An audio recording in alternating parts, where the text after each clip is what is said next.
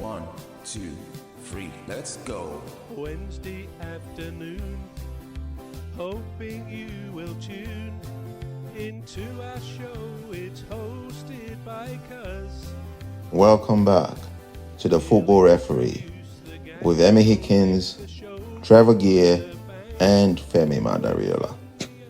That wasn't John. Oh no, it was Rob Jones, I think, on Saturday. That's right.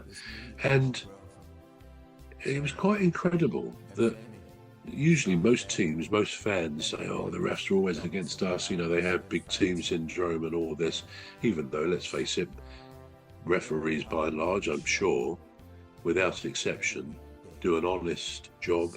They do it as they see it. I mean, that's all you can do. And probably referees and assistant referees, linesmen to some degree, but refs have the toughest of jobs. I mean, how many people really would want to do that when if a crowd turns on them and starts on these things they say to the refs, it's very unpleasant. So you've got to be a pretty tough cookie to become a referee. But on Saturday at Fulham, it's not something I think I've experienced, certainly not very often, having watched Palace for quite a long time, where the ref seemed to be Palace's 12th man. They really did.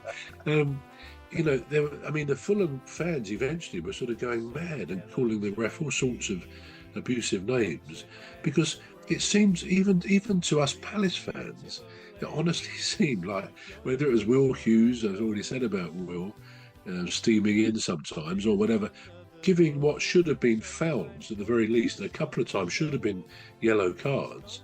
Yeah. He just was waving play on, and yet it seemed the slightest misdemeanour of the Fulham player, he blew up for a Palace free kick. And of course, how many fans will ever see that where you say, "God, he was really on our side"?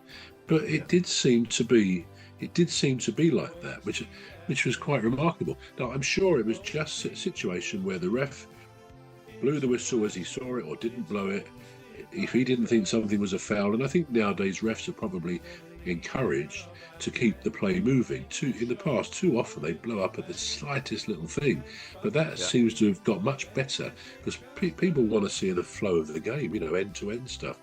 But I'm not suggesting anything other on Saturday except that he was doing it as he saw it, and it was one of those days where he probably had some marginal decisions and he didn't want to sort of just do something he didn't really believe was the case.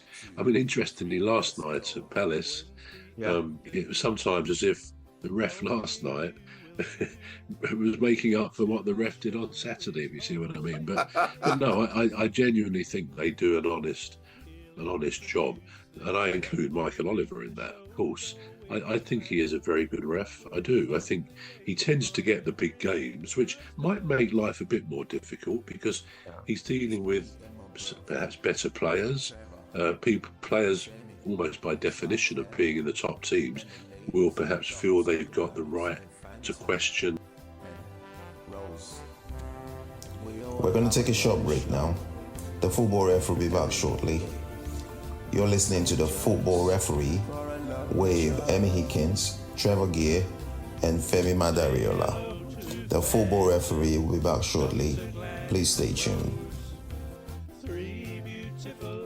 The Football Referee is looking for sponsors.